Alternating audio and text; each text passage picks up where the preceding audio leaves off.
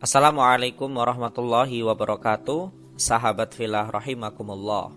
Bumi yang kita pijak saat ini usianya sudah miliaran tahun sebelum akhirnya dihuni oleh manusia pertama, yakni Nabi Adam alaihi salam.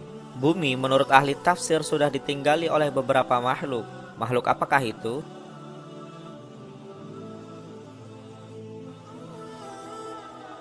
Mengenai penciptaan Adam, mayoritas ulama Islam percaya bahwa Adam dan Hawa telah diciptakan di surga, yang kemudian dipaksa ke bumi setelah memakan makanan buah yang terlarang. Akhirnya, keturunan mereka pun mengisi populasi bumi dan memulai sejarah kehidupan manusia. Menurut para ahli, pada saat bumi berumur 8.000 tahun, keadaannya masih kosong. Di sini sudah terdapat banyak biji sawi putih dan kemudian Allah Subhanahu wa taala menciptakan seekor unggas yang bernama Tabirun Nasar. Allah Subhanahu wa taala berfirman kepadanya, "Hai unggas Tabirun Nasar, makanlah olehmu biji sawi itu. Apabila habis biji sawi itu, engkau akan kumatikan." Sang unggas pun memakan biji-bijian itu, namun cara memakannya diatur.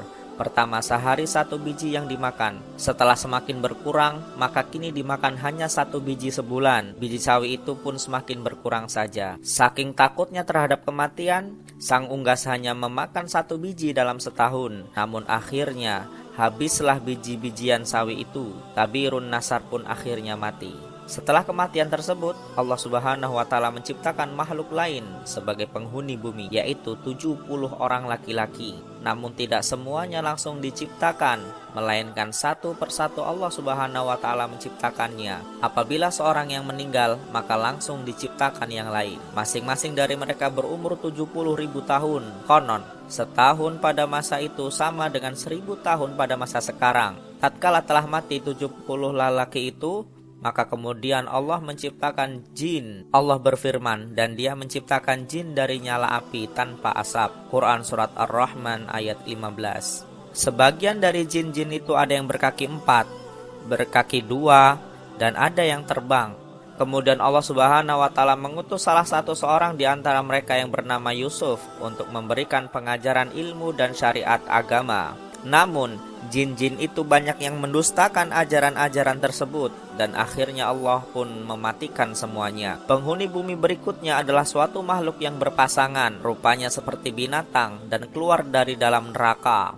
Binatang itu pun beranak dan anaknya dinamakan dengan Azazil. Setelah cukup besar, Azazil mulai melakukan peribadatan kepada Allah Subhanahu wa taala selama 1000 tahun. Setelah itu, Allah Subhanahu wa taala mengangkatnya ke langit pertama. Selama 1000 tahun, di sini pun ia tekun beribadah. Allah Subhanahu wa taala menganugerahkannya sayap yang terbuat dari manikan berwarna hijau. Dengan izinnya, maka terbanglah ia ke langit kedua. 1000 tahun lamanya pula ia beribadah. Demikianlah pada tiap-tiap lapis langit ia beribadah selama 1000 tahun lamanya hingga ke lapisan langit ke-7.